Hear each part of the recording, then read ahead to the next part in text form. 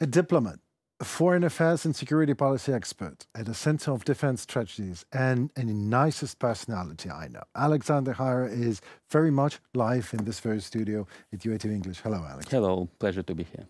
Pleasure is all mine. Well, let's start with China. You don't mind, probably? No, I don't. No, you know. It's a nice country with it a is. rough regime. Nicely put. All right, so Xi Jinping recently said, let me quote it, China will guard peace together with Moscow. Well, whatever Comrade Xi says, he says it regularly, but is that a relationship that Putin can actually rely on? Well, first of all, let me be not a diplomat here, and I'll call it an oxymoron, because it's not possible to be with Russia and aim for peace and the war, the largest conflict in Europe since 1945, with all signs of genocide and war crimes and other things.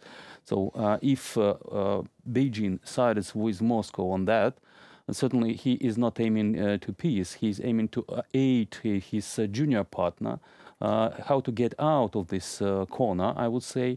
Even though Russia is not losing now, but it's definitely not winning, and it's on the peak of its possibilities, and just like to generate forces and to get assistance from other friends from the international illiberal, I mean Iran, DPRK, and some other countries. And that's why just like China wants to help general partner, and it wants to help it for the aim to get better relations, or at least more stable relations with the European Union and NATO.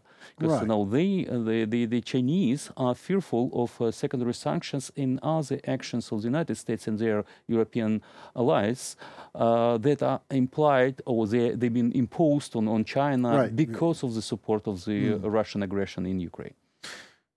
So it's like more to trade, you know, to buy the peace now than to trade with the West, whatever they can get from Russia. Is that? Well, they're getting from Russia everything they want, exactly. Political concessions, and mostly right. the cheap resources that Russia is trying. Just one of the examples. The Russians has been trying to sell to the Chinese the gas pipeline for at least a decade. And Chinese were refusing, and they were not interested in that for several reasons. First of all, they are a coal-dependent country. They have, I believe, 8 or 9 LNG terminals. They can buy on spot market everything they want. Right. So there is no need to have this tube. But the Chinese were ready to accept that if Russians would finance that. And then the Chinese want to buy the Russian gas on the domestic Russian prices, which is, well, it's a crazy thing.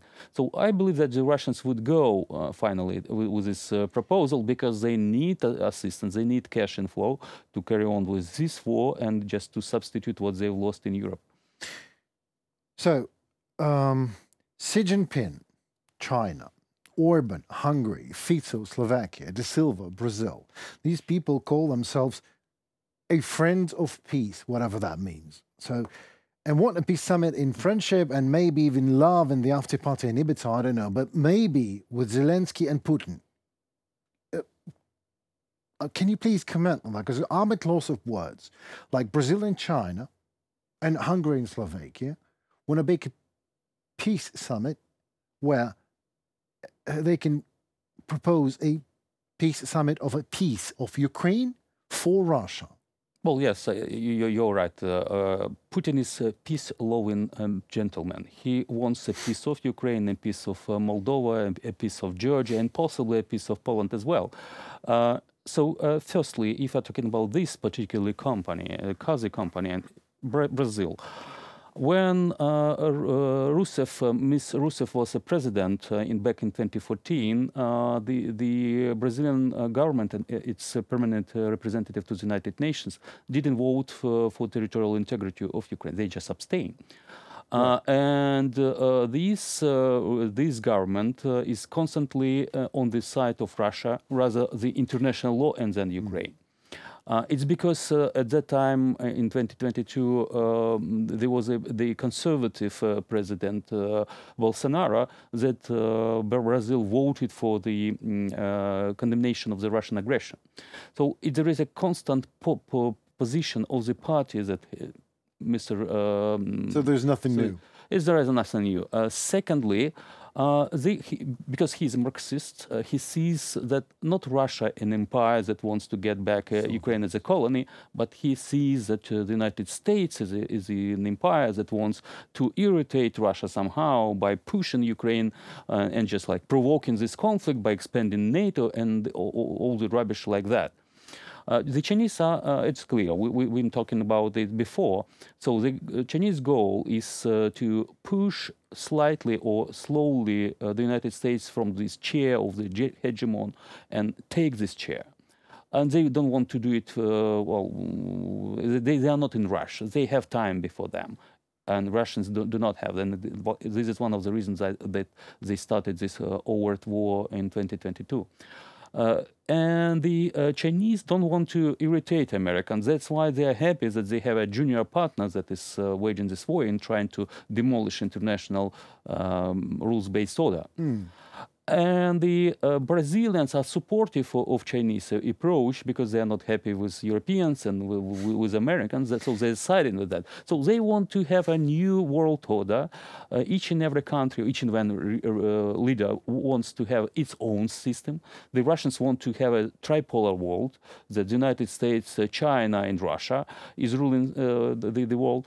Chinese are thinking about bipolar world, and actually Xi Jinping, when he was meeting with Joe Biden, he proposed, he said that the world is large enough for two countries to flourish. It's actually, he proposed these spheres of influence of the United States and China. But what's interesting, after that, Joe Biden was asked by a journalist whether Xi Jinping is an authoritarian leader or something like that, and he said, yes, he is. So the reply of Mr. Biden says that he is not in mood to agree on sphere of influence. He is still supporting the value-based approach in the foreign policy. But it seems to me more or less everyone is more or less happy with the situation. Talking about everyone wants to rule the world, you know, like this, in this song. So someone is discussing it, someone is trying to get it by force. There people are forgetting that actually Ukraine is fighting for it, for the survival. It's an existential war. So China says something, then takes it all back. Do you really believe that Putin does not understand that China is no partner in a long-term relationship? It's way too powerful, way too big, and would definitely not trade its relationship for the future for decades with West. For what in Russia? No, he doesn't understand it because no, even in 1990s, Mr. Primakov, who used to be prime minister, he is a KGB guy and other things. So there is an informal Primakov doctrine which says that Russia needs to regain its control over the Soviet space. It needs to get or keep NATO in its place, not allow it to get closer to Russia, to leverage leverage China against the United States. So at that time he knew that Russia is so weak, and it's impossible to repeat the history of the Cold War when the Soviet Union was so powerful and able to just together to control a lot of territories and to channel them, to stream them against the capitalist world. So Primakov knew that it is not the case. That's why he said that we need to balance and we need to use China against the United States. And I believe that Putin thinks that it's something that he's doing. But the facts are absolutely different on the ground.